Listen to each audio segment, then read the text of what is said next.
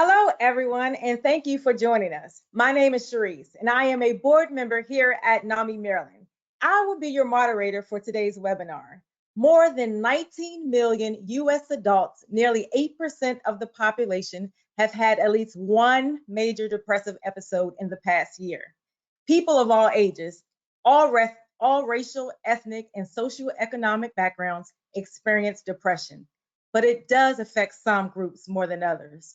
As important as psychotherapy and medication can be for those who are suffering from depression, often there's a need for additional strategies and support. Today's webinar is supported by the William S. Perper Foundation, and we are hosting two special guests.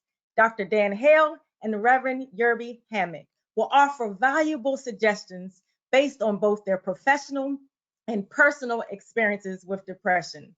They will also address some of the difficult challenges family and friends face as they care for loved ones who is experiencing depression. Before we get started, we wanted to note just a few housekeeping points. To avoid background noise, all participants will be muted for the duration of the webinar. We will be addressing any live questions at the end of the webinar. If you have any questions as the webinar continues, please enter them into the questions box, which is located on the right side of your screen if you're viewing from a computer, or the bottom of your screen if you're viewing from a phone. We will be reviewing questions as they come in, and if something in particular is unclear or needs to be expanded, we will ask the speakers to do so when the question is asked. If you have any comments or concerns during the webinar, please also enter these into the questions box. We will review and address any immediate needs as they occur. A recording of this webinar will be emailed to each registrant tomorrow.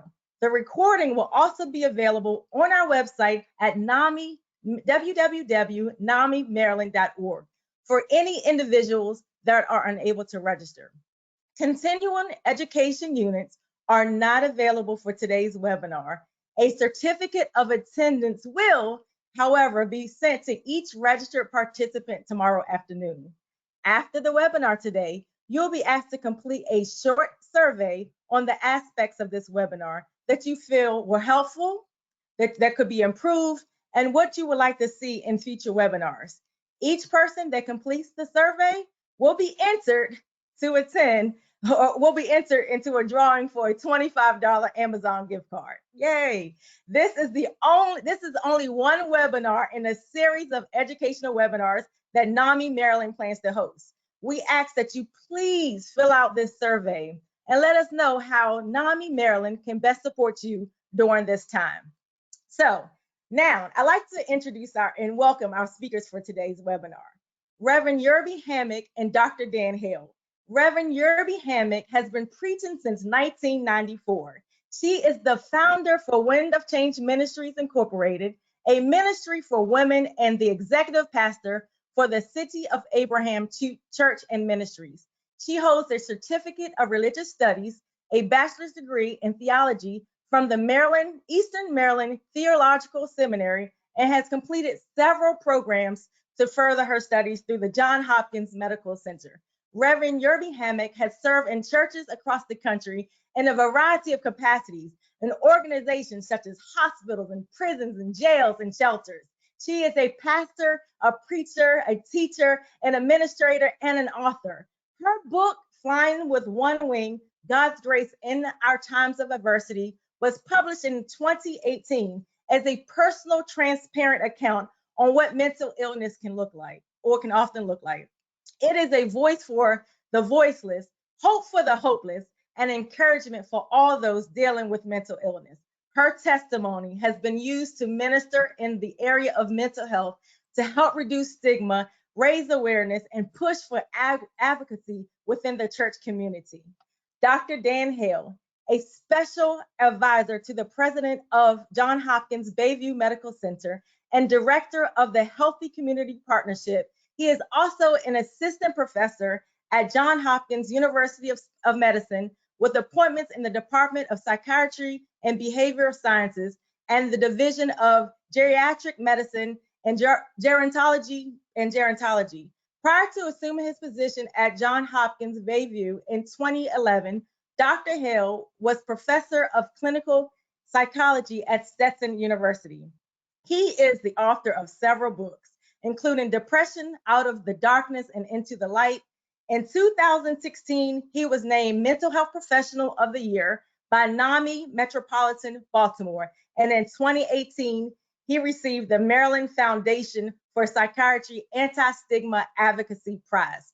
Thank you, Reverend Yerby-Hammack and Dr. Hale, for joining us today. Before we get started with our presenters, let's watch this short video.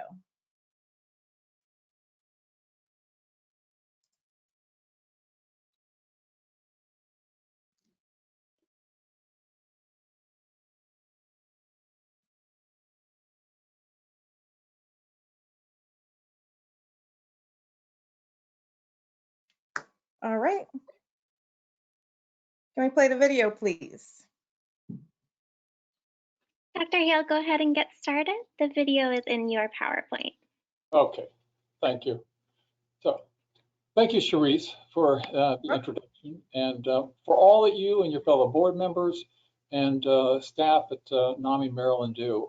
You're a terrific organization doing some very important things. So, what Reverend Yerby and I will talk about is beyond treatment and strategies and support. I just want to make sure I'm not saying that we're going to be talking about options instead of treatment, talking about strategies and support that's to be added to treatment. So let me give you a little bit about my background and what I can bring to this discussion. So I earned my PhD in 1976 and became fascinated with mood disorders, particularly depression. So that was been the focus of most of my work over the years. I certainly didn't expect to experience it myself, but about 12 years after I began this practice, I had a serious episode of depression. I recovered from that, and we've talked some about what I learned from that, and then had a second episode in 2005.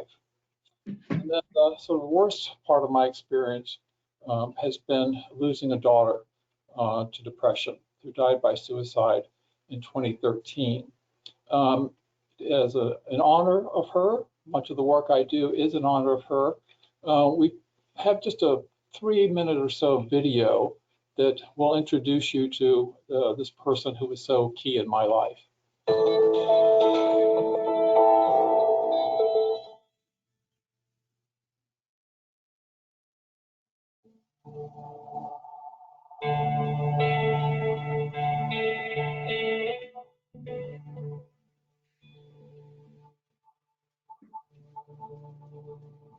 Many people think of depression either as one as a transient emotion, you had a bad day, or they think of it as, well, a pessimistic person, okay? But we think of it as a clinical condition in this fairly severe form for a variety of reasons. One is that it is a change from the way the person usually is, that they recognize often, but particularly those close to them would recognize that this is not their normal personality. She looks really, really happy here. Libby is really photogenic here. Is she just smiling for the camera, or was she really a happy kid? Well, she was happy. Yeah. Not smiling all the time, but found it easy to smile. She was very talented in a lot of areas. Very, very talented swimmer. I don't think she ever realized quite how talented she was. Some of the swimmers she used to regularly beat ended up making it into the Olympics eventually. And to compete at the level she competed, you had to have a lot of drive yourself. You wanted to win, and she did have that drive, that dedication.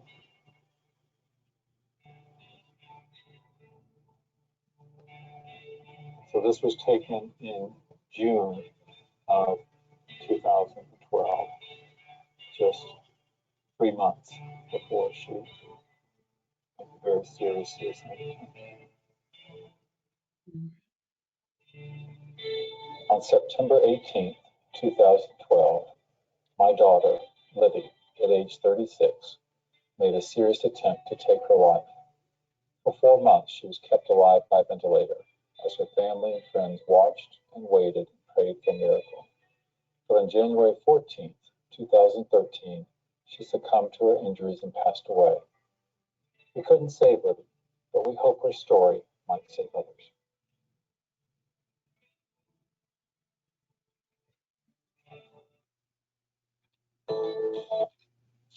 All right, so thank you for allowing me to show that.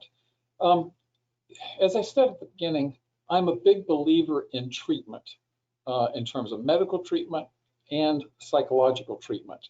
Often that combination is best. But what I realized when I started my practice was that even if I could see a patient once a week, there were still 167 other hours in the week when they might be hurting, or they might need strategies or support to make it through to the next session, or until their medication took effect. So that's why I became very aware of, the importance of what a person does for themselves when they're going through depression, and what loved ones can do for them. So I've prepared some notes here on what I think can be helpful. First, if you've been prescribed antidepressant medication, please take it as prescribed. And if you have any questions about it, ask your doctor. When should you take it? What should you do if it's not having the effect you expect? How long should it take for it to begin to have an effect? What should you do if you have some unpleasant side effects? Please stay in touch with your doctor and then follow those the prescription. Second is, if you're seeing a therapist, please make good use of your psychotherapy session. Nothing should be off limits in your psychotherapy session. You shouldn't be embarrassed about what you're feeling or thinking. This is the place where you can share that. It's a confidential setting. It's one where your therapist is on your side and really wants to work with you. Now, the next 4 items here reflect the fact that depression disrupts routines. Most of us have established, sometimes thankfully we can sort of set our own routines, but we've got certain routines. We know when we get up, what we do next, what we do during the middle of the day, what we do during the end of the day. Depression tends to really throw all those, throw us out of sync, you could say. And so it's important to reestablish or move back towards getting some routines, build routine into your life. So establish healthy sleeping habits. Make sure that, you say, I know I need to go to bed at this time, but also I need to get up at this time, because often the temptation is, I just need to lie here a little bit longer. I'm depressed. I need to lie here a little bit longer. And what, with sleeping and some other things, we sort of have to flip that around, where you're saying, I know I should do this, and I will as soon as I feel better. The fact is, we often have to go ahead and make that change, and the mood will then follow that change. Same goes for diet and meals. You want healthy meals, but you also want to make sure you're eating at regular times. Don't skip meals. If you just need to prepare something, throw something in the microwave, at least, eat something when you know would be a good time to. And then build some form of physical activity into your routine. And this doesn't have to be vigorous. You don't have to go to the gym. You don't have to work up a sweat, but you need to move your body, move your muscles. And so, is that just a walk around the block? Maybe 2 blocks the next time. And then stay connected with others. Speaking as someone who has gone through those 2 depression episodes I mentioned, there's a sense sometimes where I just don't know what to say to someone else. I don't want to burden them with my problems. But so you start, you stop staying in touch with people that you should be. So I think that it's important to stay in touch, but be selective. There are some people you realize that tend to bring you down, while others tend to help keep you afloat or even elevate you some. But do those things. And again, these are things, sleeping regularly, eating regularly, some activity regularly, staying in touch with others. Those are all good things to do. It might take a little sort of special push for you to do them, to force yourself to do that. Task can seem overwhelming. Everyday tasks can just seem like a huge mountain to climb. And so what you need to do is not try to do all the things, the major things that you used to do. break them down into smaller activities, smaller tasks to do, and set priorities. You may not be able to do everything that you used to do. Build into your daily schedule some time devoted to doing something you can enjoy, and that could be music you know that's enjoyable, that's uplifting or just soothing to you. That could be watching, a favorite show, doing something that at least distracts you from your depression, but hopefully can even energize you a little bit. Now, there'll be a temptation often with depression, because depression includes often some anxiety as well, and anxiety is a very unpleasant feeling, to self-medicate, to begin using alcohol, or to use more alcohol than usual, or drugs that aren't prescribed for you. Just, if at all possible, don't go that route. Talk to your doctor about, the symptoms, and see if there are some remedies she or he has. Another thing is, in the middle of a depression, do not make major life decisions if you can avoid it. During one of my depressions, when I was a professor at another university, I was so down on myself, so depressed, that I thought maybe I should really just resign. And fortunately, with my therapist and with medication, I overcame those feelings and bounced back and did fine. But there's a sense of, maybe, I just needed to give up some area of my life. It wasn't the right time to make the decisions. And then I say, be patient and gentle on yourself. Depression you tend to beat yourself up, and you need to say, at this point in my life, it's okay to, not be the top-notch person that, be perfect in every way. It's okay to have this period when I need to sort of slowly recover. Now, as I mentioned, here you are, someone who has suffering from depression. Hopefully, you might have that therapy session once a week. You've got these other 167 hours. What can people do to help you? Because you've got people who love you and care for you. It's that sort of support is very important. It means you need to be patient if you're caring for someone with depression. They're not going to be able to snap out of it, and that's the last thing they need to hear, someone saying just snap out of it or just get over it. You need to listen carefully to them, make a good effort to understand what they're going through, and offer gentle, gradual encouragement. A good statement is, generally with time and treatment, depression does lift. People can recover. If there's any conversation about suicide, you need to take it seriously. You need to ask them, were you talking about, when you say you don't want to be here anymore, are you thinking about actually hurting yourself? And if you find out that they are, you need to report them to the healthcare provider or therapist. If it's imminent, you need to reach out to emergency services. Other things to do, invite the person out for walks. Again, come stop by and see them. They may say you don't need to do that. You say, well, I know I don't need to, but I'd like to. I'd like to just sort of look in on you. Why don't you go for a little walk? Let's just go around the block. Or I'm just running to the store for a few minutes. Why don't you go with me? Just keep me company. Please do that for me. Need to, help them to adhere to treatment plan. So, remembering to take medications can be challenging sometimes. So, if you have good strategies for them to do that, make sure that, if they have appointments, they don't forget their appointment. If they need to, help getting to their appointment, you'll be glad to take them there. Any of those little tasks that might be stumbling blocks for them, if you can help them get over that. And as I mentioned this before, remind them that with time and treatment, the depression will lift.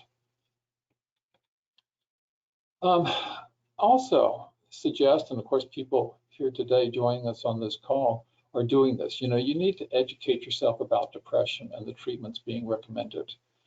Because if you haven't been through depression yourself, it's really hard to understand, just how overwhelming it can be. So anything that you can do to learn more about depression, and the treatments, but also just what it's like to actually be in the midst of a dark, deep depression. Take the initiative to check on your loved one regularly. Don't wait for them to call you. Often if you say, just call me if you need help, they're not going to call. They may not feel like they deserve your time and attention. So I encourage people to take the initiative. And this one, stay in touch with other family members and friends who are involved in supporting your loved one. What I've often found, and if we found it with my daughter, which is, sometimes each of us had a different piece of the puzzle. And unless we came together, we never really got the full picture. So, if you've got other ones helping care for the loved one with depression, please stay in touch with them. And then, I put this up here as self-care for family and friends. If you have a loved one who is depressed, it can be so draining, and it can even be hurtful. You need to have your own support system. And what I mean by hurtful, you may be doing everything you can for this person and just showing them all the love and support you can give. And they're telling you how nothing in life is worthwhile. And when that includes you, that's a hurtful thing. And otherwise, it's just so draining. So develop your own support system. Consider joining a support group. There are various ones in the community that we can talk about. You need to maintain your own healthy lifestyle. And set aside time for yourself as much as possible. Yes, you want to be there as much as possible as you can for your loved one. But, if you don't take good care of yourself, you aren't going to be able to take good care of your loved one. So find the support system, create the support system, be kind to yourself, make sure you're doing some things that are keeping you afloat. So I think that's the end of my slides, and I'll be around to answer some questions later. So thank you.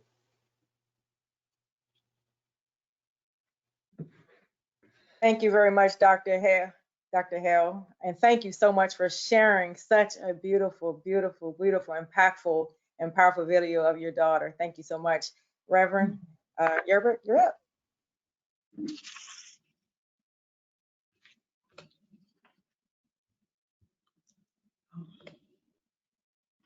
Okay. Did I do that right? Yes, you did. Oh, okay. Well, I want to say, first of all, thank you so much to Nami, Maryland, for allowing me to have this opportunity to share with others my life story. I had my depressive episode in 2012. It began in the fall of 2012. And it was a life changer for me. But as a result of that life-changing moment, it also lifted my understanding, also helped me to be more empathetic when it related to mental health. So I just like to share with you some things that I have learned.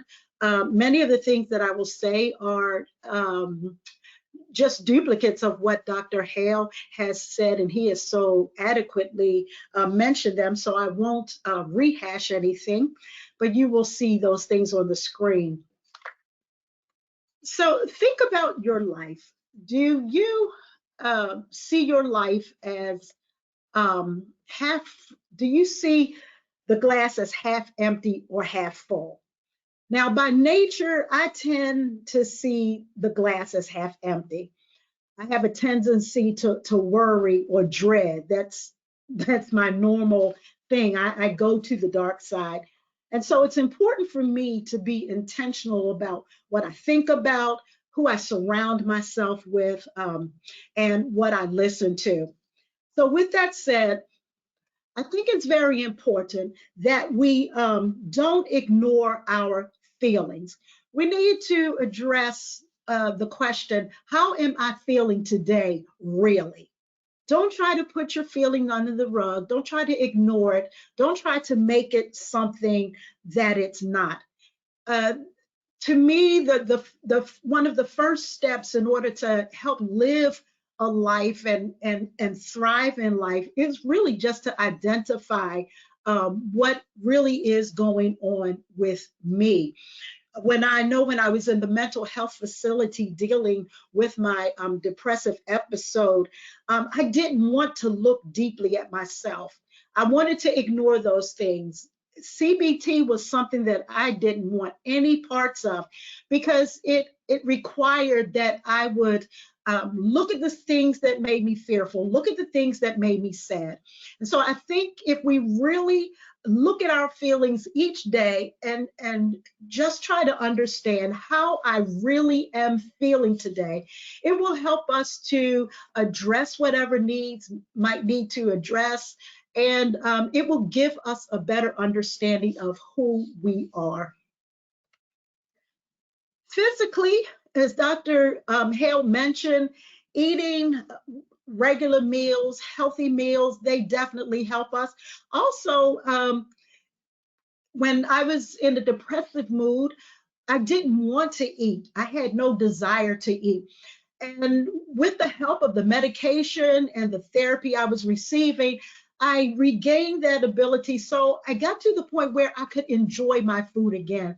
And so when you are in a place where you can, when you are eating, learn to just take those meals slowly. Don't try to rush through your food, but enjoy the eating process. You know, enjoy the tastes of the food. You have taste buds for a reason, and enjoy that food. Sleeping is also necessary. Getting a good night's sleep. Again, when I was in that depressive episode, my sleep patterns were interrupted. There were times when I couldn't sleep at all. There were times when I would fall asleep, but I would wake up in the middle of the night, not being able to go back to sleep again. But the one thing that would help is, as Dr. Hale has said, that if you try to make it a habit of going to sleep the same time each night and waking up the same time in the morning every day, even on weekends. On weekends, you may be more likely to say, well, I don't have to go to work. I don't have to get the kids ready for school or anything like that, so I can sleep a little bit longer. But that healthy routine will help you with your sleeping patterns. Also, I did learn over the time, because as I began to educate myself about my own sickness and things that would help me to live a healthier life, even in general, there were some things that I began to understand that would help me get better sleep. One is to make my bedroom more conducive to sleep. We love our electronics, and sometimes my phone is in the bed, the iPad might be in the bed, the laptop might be in the bed, but that's not really conducive to sleep. So something that will help is that, you know, at least 30 minutes before sleep time, turn those electronics on. It will be a sign to your body, a sign to your mind that you are now going into relax mode. You're about to go to sleep, that you're not going to be looking at your emails now. This is not the time to be worrying or stressful, but you want to reduce that stress level so those things happen. Also, you want to get your room as comfortable as possible, not too cold, not too hot, whatever is comfortable to you. Again, that will help you get a restful sleep. And also to use your bedroom, not to make your bedroom the room in the house where everybody gathers and plays and eats or whatever. Keep your bedroom as the sacred space for sleeping and for your intimate moments with your partners. Don't make it your office, but when you enter your bedroom, it will be a place, again, to tell your body and your mind that I'm going here now and I'm going to sleep and I'm going to get some rest. Exercise, again, is important. Get that body moving as much as you can. Exercise, I've never been a person that loved the gym or whatever. So, but to move that body, to walk, if you find that you are an office worker, get up and walk around the office. And since we're in our home, walk around your home, take those stairs. When you park farther away from the entrance of the malls or the stores that you may be going in. Small steps happen. Don't overwhelm yourself with trying to set big, gigantic goals, exercising goals for yourself. If that's a problem for you, just take small steps toward all of these things. Mentally and emotionally, the things that I find to help is thankfulness. Thankfulness is very good for us. Thankfulness, a Psychology Today article has said, stop feeling sorry for yourself. And it encourages us to choose to engage self-pity for gratitude. And the article also revealed that there are actually 7 scientifically proven benefits of gratitude. The first thing the article says is that gratitude opens the door to more relationships, healthy relationships, enjoying your family members, enjoying your friends. It also improves our physical health. It improves our psychological health. Thankfulness enhances empathy, and it reduces aggression. And I have found that all of these things, as I practice more thankfulness, because that was one of the things that my therapist helped me to see. She helped me to see that there were many things that I could be thankful for. And she encouraged me to just look around you, look around in your house. When you wake up in the morning, she said, look, and it was funny because she said, when you go in the bathroom, be grateful for the toilet. It was the funny thing, but she was so true, because there are many people that didn't have half of the things that I have. Again, it helps me to see the glass half full as opposed to half empty. The article also says that thankfulness improves your sleep, it improves your self-esteem, and it increases your mental stress. Recreation is important. I was overworked. I did not see myself as being overworked. To me, it was just my life. But my therapist helped me to see that I was really trying to manage 3 or 4 full-time jobs. I had my workplace. I was I was a caregiver for my husband, and so I had my home businesses and caring for my husband to deal with. Also, I was dealing with 2 and 3 different ministries, the ministry at my church and then my personal ministries that I was dealing with. And so one of the things that I was taught to do is just learn how to play. Sometimes as adults, we take on the stresses of life and we forget about playing. We forget about enjoying life. So recreation is very, very important. Hobbies. If you don't already have a hobby, maybe now is a good time to get busy with a hobby, something that you can do that will make you feel good, make you enjoy life, whether it's crafts, listening to music, fun reading. If you're a reader and you're always reading for your job, always reading for something that's serious, get a fun book, do some fun reading. Painting, baking, cooking, fun writing, all of those things will help you to lift your mood emotionally and mentally. And even sports can do that as well, but not in a competitive way, but just to simply enjoy the sport for what it is. Imagination is a great thing. We can lift our minds to places of imagination, plan a vacation. What might a good vacation look for you right now? Enjoy nature. You don't even have to pay for that. At nighttime, go outside, look at the stars, look at the moon. That is free. Imagine things. Imagine what it might be like to live on the moon or to live on Mars. Organization is important. I became very disorganized. I was surrounded by clutter. And so my outer appearance became like what was going on in my mind. My cluttered mind was being revealed externally. So do as much as you can to free yourself of clutter. Don't take on large tasks, but do a little bit at a time. If you can only have 5 minutes of moving things or helping to unclutter places, that will be a help. And as you see, it will help to motivate you, and it would also give you the pleasure of feeling that I have made some accomplishments. And then finally, again, set some limits and boundaries, those things that will be useful to you.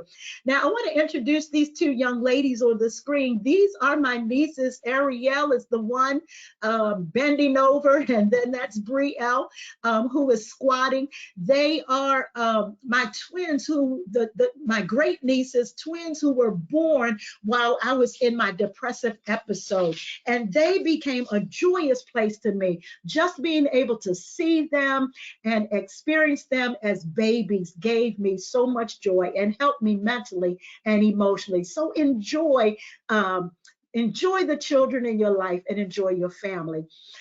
Finally, spiritually, we are all spiritual beings.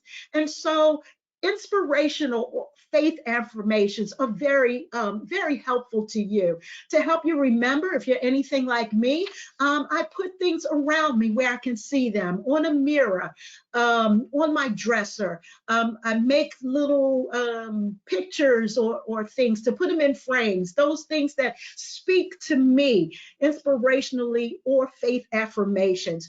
Journaling, again, is very helpful as well. You can have different types of journals. There's a prayer journal. My journaling is usually a prayer journal where I write out my prayers. I seem to think that I write better than I speak. And so to write those prayers out really helps me. A diary of life events, where you will catalog or log those things that have happened to you today. And then a gratitude journal, again, being thankful for the things. I found that a gratitude journal is also good to do at night just before you go to bed, because out of all the stressors in life, to just take a moment to see those things that have happened during the day, to count those blessings. And counting those blessings helps you to focus on the positive aspects of your life, and it gives you a new perspective, and it blocks those negative thoughts and feelings. And then those faith practices, disciplines, and or traditions that are important to you. Those are things that will also to help get you to living life, even as you continue with your medications and your treatment plans. Finally, we want to thrive, not merely survive. And so Mark Twain has said, sing like no one's listening, love like you've never been hurt, dance like nobody's watching, and live like it's heaven on earth. Give yourself grace. You don't have to be perfect. No, you don't. Learn to ask for help and then accept that help. Sometimes it's hard for us to accept help. We think that we've got this, we can do everything, and we don't need anyone else. But let people help you. Remember that when our family and friends are looking at us going through hard times, it is a sad place for them as well. And being able to help us also helps them. Don't compare yourself to other people. I spent too much of my life doing that, trying to compare myself with others. But I have been uniquely made for who I am. I've learned to love myself a lot better. I've learned to laugh at myself when I make mistakes. And so I don't take myself as seriously as I used to. Don't set goals that are too lofty for you.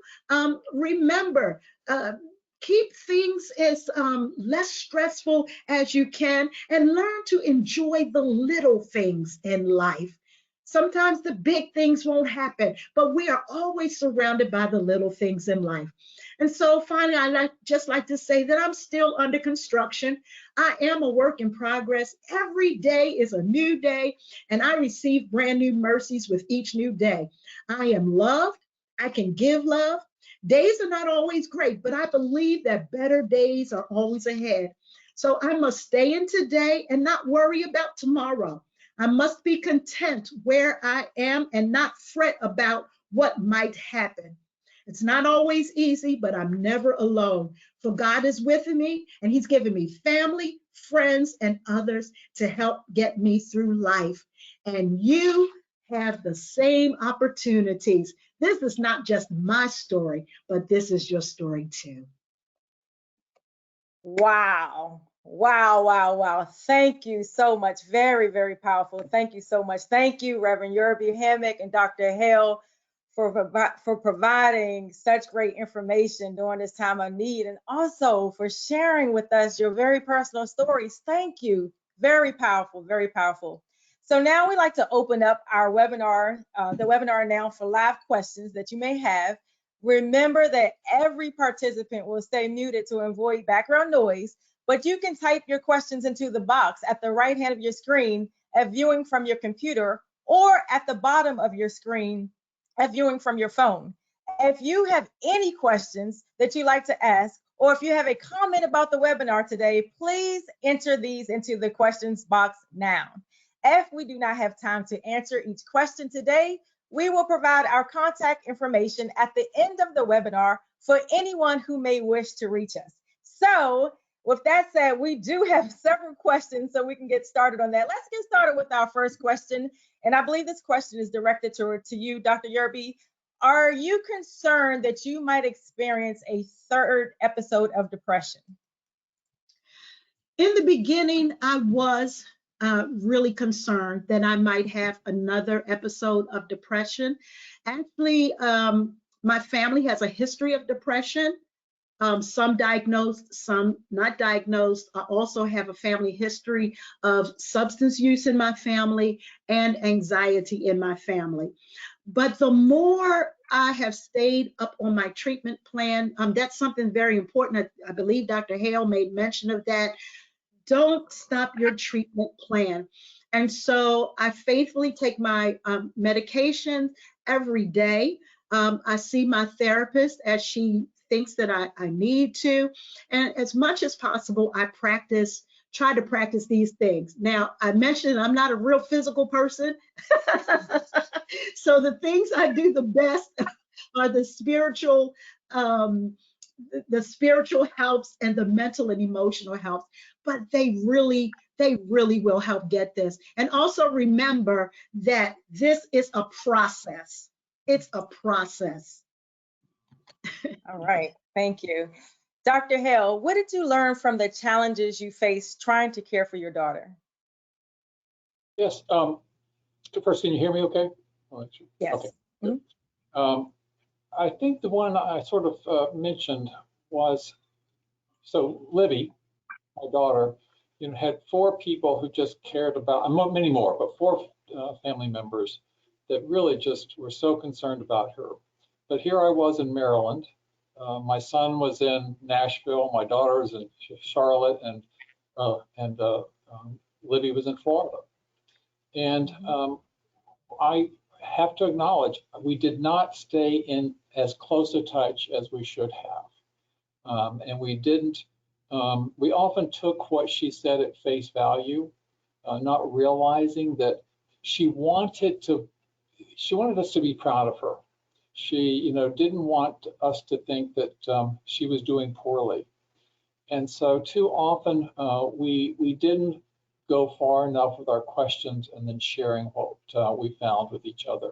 So that's the one I think the most. She needed that love, she needed that support, and we all wanted to provide it, but it didn't come through the way that I wish it had. Okay. How can you help a functional depressed person? I was one of those people. I didn't know that I was. I found out that I was when I did go into the mental health facility, and I joined other ones who were functionally depressed. And so if you have not currently sought treatment, a therapist or psychologist or psychiatrist to help you get through those things, I would say that do that. Talk to someone about it. That really helped me. Okay. We've been getting a lot of questions about caring for someone else. And so this particular question says, how can I help a friend who has been suffering for a long time yet denies treatment? It's draining on me too. So I think that, I mean, there's so much in that question. Like this person said, it's draining to be taken care of. So I first talk about, go back to that issue of you need your own support system, as much as possible, because it's draining, it can be hurtful. You need to educate yourself as much as you can, because if, both Reverend Yerby and I sort of have depressive personalities, you could say, or we sort of go to the dark side very easily. Many people don't, thank goodness, and so to try to understand, where that person is. So, I say, read books about it, read first-person accounts of depression, people who have gone through it who can help educate you. And then, it's very much staying with them, coming alongside them, being very clear, I want to help you, I want to support you, I want to hear what you're going through. And I have read enough stories to be able to say, I've read enough stories to know that, treatment doesn't always work the first time. It can be challenging, but we have good treatments, or there are good treatments for depression. Please, if nothing else, do it for me. Sometimes that's what it is, you don't want to do it, but for me, will you please go see a therapist? Will you please tell your doctor this? If you want me to go with you, I'll go with you. But you just have to keep nudging, pushing, letting them know you're not critical, you're not judgmental, you just love them, and you don't like to see them hurting. There's those commercials, depression hurts. I think that's a very true statement. Depression hurts, and I see you hurting, and I think there are ways that could help. So please, for me, let's go try. It does. Very important. What can you do for someone who has treatment-resistant depression? Okay, I'll take that one on. So, Yes. there is this phenomenon, treatment-resistant depression. About 60 to 70% of people who are depressed have a pretty good response to one of the first treatments that are given to them. But that leaves, 20 or 30% who don't. And so we define treatment-resistant depression as 2 full courses of treatment. So if you're talking about medications where you've had 2 different antidepressant medications, you've had them at the right dose and for the right duration of time. And if after 2 of those don't work, then we start talking about treatment-resistant depression. So one, of course, I would always add psychotherapy in there as well. But there are 3 recognized treatments for treatment-resistant depression. One of those is Transcranial magnetic stimulation, TMS, which is a non-invasive treatment. You put on sort of like a cap and a helmet, and for about 20 minutes, the powerful electromagnet comes on, and it seems to activate some of the neural transmissions that have been not functioning as well.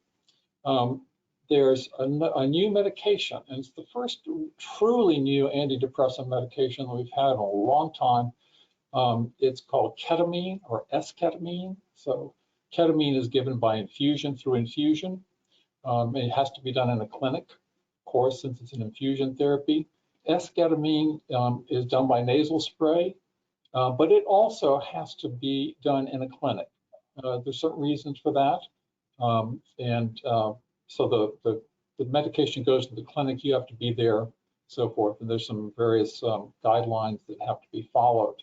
I've talked to people who've gone through both of those treatments and nothing else worked. In both cases, TMS or esketamine, Spravato is the brand name. They've had very good results. The third approach that has an unjustified, terrible reputation is electrocompulsive therapy. And it's a misnomer. So when we say ECT, that's electroconvulsive therapy, but you don't have to have a convulsion. You have to have a very brief brain seizure that's carefully monitored. But for those who have not responded to medications, ECT, which is done in a hospital, has very good results. So those are the routes I would go. And if I were to have another depressive episode and didn't respond to medication, psychotherapy, I would consider any of these three, including ECT. Okay, good information. Thank you. Mhm. COVID has forced many in our society to face daily isolation, fear of exposure, and for some dealing with the untimely death of multiple friends and family. How can one remain resilient in such a daunting time? Well, I will agree. This has been this has been some time, and it's not always easy to be resilient. But I think some of the things that Dr. Hale and I mentioned um, before, especially in those times when we had to stay shut in, to be careful. Don't spend your days watching the reports on the news of the rising cases and the number of deaths. Um, because sometimes we are drawn to those things, and it draws us to things that will really make us more stressed or more depressed. So as much as possible, take advantage of the time to try, if you aren't able to get out and about as you were. Again, this is another time to enjoy some things. Maybe you haven't had chance to read as much. Start reading. Get back to some of those hobbies that you wanted to do. I started cooking. I like going out to get my food, but I started cooking. And then I also connected with a sister, one of my sisters, who is always cooking. And so we share photos, and I'm learning from her about how to cook. So those are things that I found helpful. All right. So we have so many questions behind the scenes coming through. Very good conversation. Lots of questions coming through. So we're gonna take a few more. I'm hoping I can take all, but I do have a lot of questions coming through. Here's one for you. How do you explain depression to children and what it looks like? Mm-hmm. So I'm assuming you're the parent's depressed who needs to, yeah, and I think it's a very good point, because you know, you've lost, with depression, you've often lost so much of the joy of things you used to, just that brought you pleasure. And so being with your children and, you know, reveling in the play you have with them, with activities you have with them, that may no longer be there. And so I think it's important to say to the child, you're probably not going to explain depression in terms of all the symptoms, but to say that, you know, that your mother, your father is going through this, is having some medical problems, because these are medical problems. That's what we want to get across. Yes, there's a spiritual dimension and so forth, but there's also a medical dimension here. And, you know, we need to say, you know, your mother's hurting, your father's hurting right now. You know, he or she may not be able to do all the things. That doesn't mean they love you any less, you know, and they're doing what they can so they can come back and enjoy it again. So it's not you, you know, it's them, and it's this illness that they have, but they're getting treatment. So sort of, you know, bear with them. And I have to say that, you know, my children picked up on it. And when I was in my depression, sometimes it would just be, you know, they would look in on me, really. So I think you can sort of say, you're hurting, someone's hurting. Yeah, good point.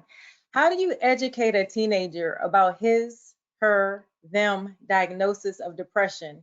And is it okay to receive treatment and therapy and or medication? So, well, so yeah, depression in adolescents looks a lot like depression in adults, with a couple of distinctions. One is that often it shows up as more irritability and even anger. But, you know, clearly a mood has changed. When we talk about depression, and it was mentioned that little video that we showed, Dr. DiPaolo mentioned, you know, depression represents a change. So when you see, you know, to say to a teenager, you know, I noticed things have changed for you. You know, you're not spending more time in your room. You're not seeing friends you used to see. You're sort of staying out of touch. You know, your school performance dropping off. And again, not to be critical or judgmental, but, you know, is everything okay? And then to let them know that, you know, there is this thing called depression. And the national, I think probably Nami does too, but the National Institute of Mental Health has some excellent materials on teenage depression. Share that with them. And yes, I think certainly both. I think of teenager in particular would start with the psychotherapist, a mental health licensed counselor or therapist, to see whether or not they need to go on medication, but also share with their pediatrician or with their doctor. Okay. Reverend Yerby, what specific practices do you suggest to stay present and not worry about what is coming tomorrow? How do you keep your daytime issues, business, thoughts from invading your sleep? Oh my gosh, that is some kind of question. It is a challenge, but the thing that I think one thing that helps me is to just turn off the electronics, to not bring them with me. Now, I don't do it very well, but that's the thing that will help me to sleep, to just shut things down and to let myself know it's time to go to sleep now. Another thing that helps me not to be so tied to the electronics that will keep me checking emails or whatever is reading. And so I purposely read. I like to read the Bible, so I'll read the Bible and I'll read some scripture. I also will pray. So a lot of times, once I've done those things, another thing that I may start doing is I have my nighttime routine. And so after I've done that, then I know, okay, it's time to start going to sleep. But I think just the electronics thing is just the biggest thing to do. I'll just add, there are some mindfulness exercises. I have the same problem. I mean, my mind just wants to run constantly and jumping from one topic to another, and to sort of shut down. There are some mindfulness exercises that you can practice to help become more disciplined in shutting your mind down, just staying right in the moment rather than, what happened bad today and what you're afraid is going to happen tomorrow. Yeah. And that reminded me also too, there are also some good apps that will play nature sounds. I like nature sounds, nice soothing music. Those things help me as well. And it also helps me to sleep with all the lights out, to not keep a whole lot of lights on. Okay, yeah, good information. Okay, so we're going to take two more. Like I said, we have several questions that are coming through, and we thank you guys, everyone, for the questions. So here's another one. How can you talk to your boss if you're not feeling well without being judged or fired, because you might need some time off for treatment? Yeah, unfortunately, that's a challenge that some face, and I'm glad Nami takes on this part of their role to try and advocate for more understanding about that. Some companies have an EAP, an employee assistance program, which is confidential, which is a good way to go if you can. I think I would talk to I would see a therapist or your doctor and confide in them first. Discuss, a therapist could be very helpful in terms of strategy. But to say that you're having a medical problem and that your doctor has said it's going to take some extra attention, that's something an employer should respect, whether that is diabetes or hypertension or depression or anxiety. But I would, therapists can help strategize on that one. And I was very fortunate that I did have people who were understanding, but also I was able to get an FMLA. And again, my doctors signed off, and they understood that if there were times when my depression or anxiety would rise up, that I may need to take time off work. And with FMLA, since that's administered by a third party, the employer doesn't have to know what the problem is, simply that a medical professional has documented that you need some time to address the medical issue. Okay. And then we do have a few questions that relates to grief and grief of a loss of a dad, grief of a loss of a child.